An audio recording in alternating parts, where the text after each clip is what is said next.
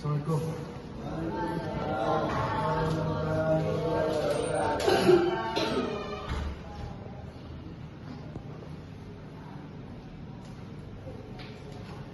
Selamat pagi semuanya. Gimana? Sehat? Alhamdulillah. Baiklah, sebelum kita mulai pembelajaran pada hari ini, marilah kita absensi terlebih dahulu. Isra, Hadir, Pak. Bila, Hadir, Pak. Mia, Hadir, Pak. Randy, Hadir, Pak. Toa. Ya, Pak. Oke, sudah hadir semuanya. Pada pembelajaran pada hari ini kita akan mempelajari yaitu tentang mesin ketam. Ada yang udah pernah cobain mesin ketam belum? Belum, Pak. Melihat aja, Pak.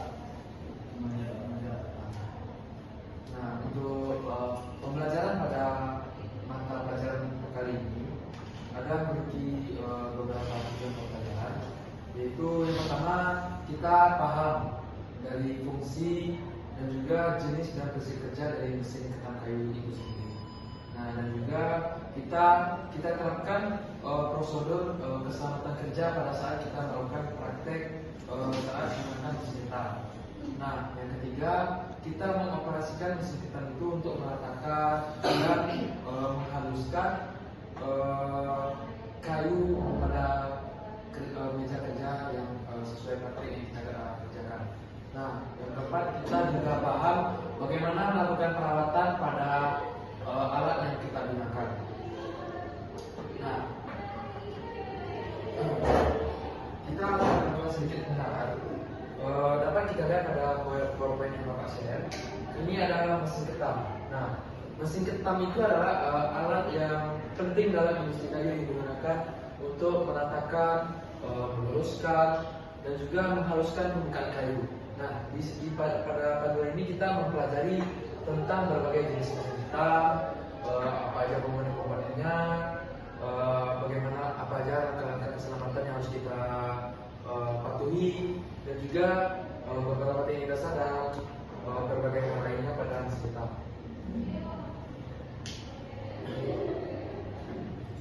Nah, mesin ketam. Nah, kita udah tahu nih mesin ketam.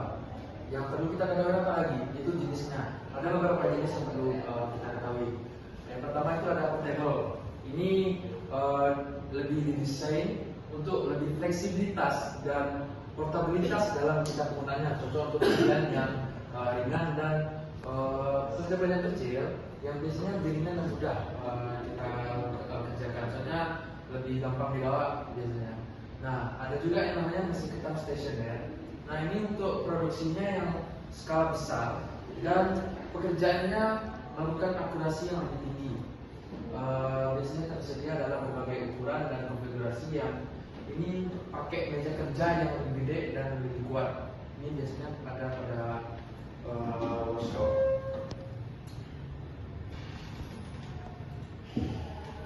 Ada beberapa komponen utama yang harus kalian ketahui pada mesin ketam ini.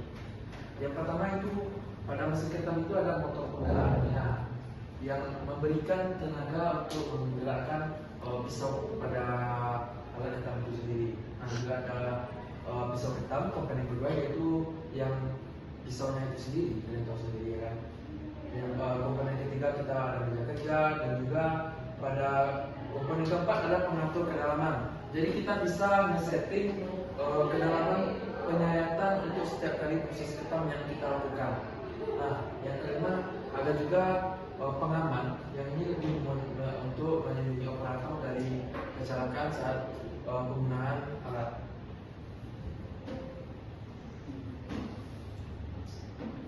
Nah, selanjutnya keselamatan kerja yang perlu kita ketahui. Keselamatan kerja pada umumnya kita tahu kita pakai APD, pakai kerja atau berbagai hal lainnya. Tapi itu contohnya kayak kacamata, masker sarung tangan, dan berbagai hal lainnya. Jadi untuk kita praktek nanti kita selalu stay safe kita melakukan pekerjaan dengan berhati-hati dan jangan sampai berleha-leha karena pekerjaan kayu ini sangat sensitif sehingga dapat menimbulkan kecelakaan yang sangat fatal nantinya. Jadi Bapak pengen kalian semua aware dengan lingkungan pada workshop yang kita pakai nanti.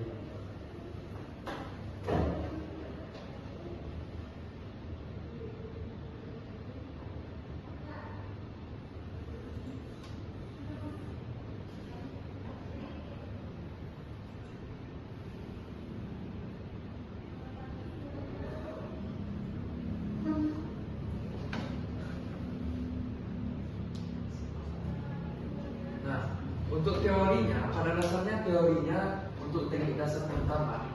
Nah, hal yang perlu kita patokan itu ada dari alat serat kayu. Nah, sebelum kita menentang, kita lihat alat serat kayunya, kita ketahui alat seratnya untuk menghindari perobekan pada kayu. Nah, yang kedua yaitu ada kecepatan pada dorongan pada saat kita menentang. Nah, kita gunakan kecepatan dorong optimal yang optimal pada umumnya. Kita berikan tekanan yang tepat, jadi menghasilkan ini pada saat mengetam kayunya itu rata. Nah, yaitu yang keempat posisi tangan. Kita memposisikan tangan kita dengan aman dan agar tidak terkena pada pisaunya. Karena kalau posisi kita tangan nyaman, kita juga pekerjaannya juga bagus nantinya.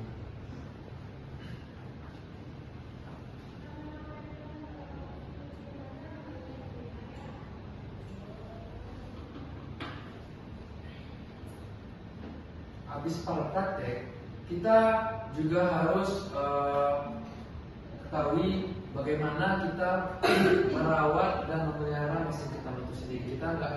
Kita jangan taunya pakai aja, kita taunya jangan ya silakan pakai aja. Kita harus merawat. Bagaimana merawatnya? Pertama itu bagaimana kita membersihkan mesinnya.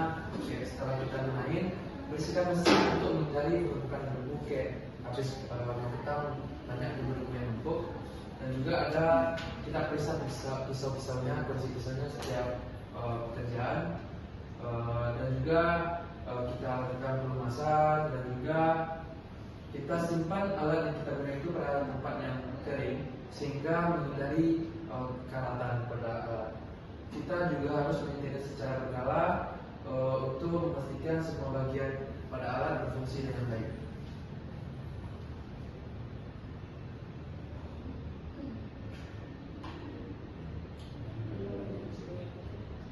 Nah, itu kurang lebih sih untuk pengenalan dari Bapak. Nah, untuk selanjutnya kita akan ke workshop. Untuk nanti lebih lanjutnya kita akan belajar di sana. Nah, udah kita ke workshop. Jadi Bapak kita semua langsung saja ke workshop. Jangan ada yang tertinggal ya. Ganti baju praktek apa?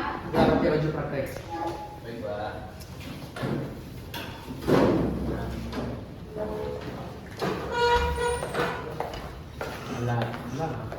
Jadi kita udah meja kerja kita udah selesai, pada saat kerja kita udah selesai, meja kerja kita udah rapi, kita udah boleh merapikan alat-alatnya. Kita penggunaan mesin kita itu tadi kita perlu hati-hati dan pemahaman yang baik.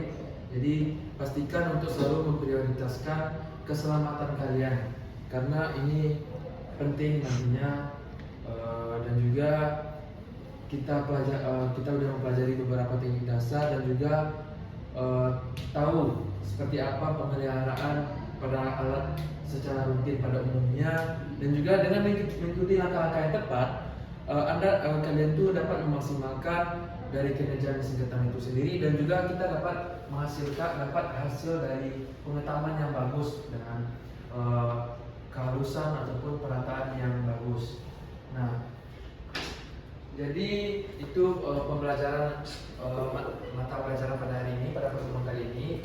Jadi Bapak harap kalian tidak berleha-leha nantinya di workshop ataupun pada saat praktek, karena Ya itulah namanya pada praktek kayu ya, alatnya sangat berbahaya, jadi kalian selalu aware.